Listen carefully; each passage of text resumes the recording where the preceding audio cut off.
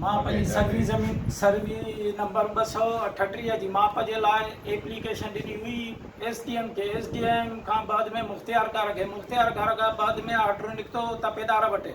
तपेदार मूंखां 30,000 रुपया कैश वरिती ऐं उन जे बावजूदि हिन मूंखे टारींदो रहियो अॼु सुभाणे नेठि आख़िर मां हिन खे चयो त हल महिरबानी करे मूंखे माप करे ॾे।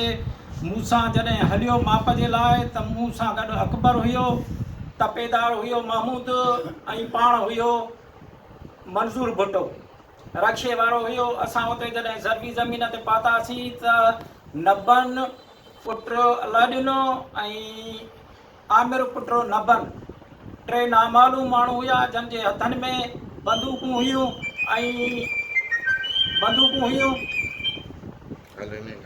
उनजे हथनि में बंदूकूं हुयूं।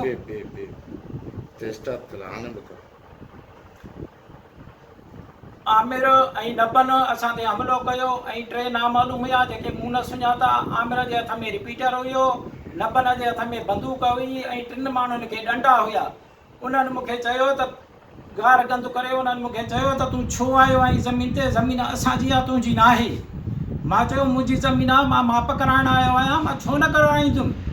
उन ते हिननि चयो त सबक़ु सेखारियोसि हिनखे जल्दी में, जंहिं ते मूंखे तपेदार मंज़ूर भुट्टो, महमूद मेमूण तपेदार मापारो उन्हनि खे बीमार कुट कई वई, रक्शे खे भॻो वियो ऐं मूंखे बि डंडा हया विया। अहिड़ो फ़रियाद असीं पंहिंजे चङे मुड़ुस वटि पहिरियां पहुतासीं। उन चयो त हीअ सरकश माण्हू आहिनि, ॾिंगा आहिनि, तव्हां वञो FIR हिन ते दाख़िल करायो। असां जॾहिं फरीदाबाद थाणे ते पहुतासीं असां FIR दाख़िल कई, पुलिस एक्शन कयो जंहिंमें आमिर पुट नबन खे गिरफ़्तार कयो वियो। बाक़ी जाबदार फ़रार आहिनि।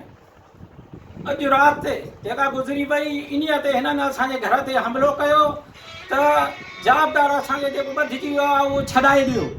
मां चयो जाबदार असां ते हमिलो कयो आहे, जेकॾहिं पुलिस हुनखे पकिड़े वई आहे इहो पुलिस जो मसइलो आहे, असांजो न आहे।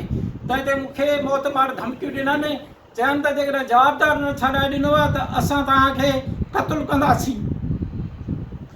असां बसि वारनि खे अपील था कयूं, महिरबानी करे असांजी ज़ालिमनि मां जान छॾायो, असांजी ज़मीन असांखे ॾियारियो, असांजा इंसाफ़ कयो वञे। SSP खे ख़ासि तौरु रिक्वेस्ट आहे, महिरबानी करे असांजी मदद कयो वियो। असांजे वज़ीर आला खां इंसाफ़ जी घुर आहे, महिरबानी करे इंसाफ़ कयो। बक़ाया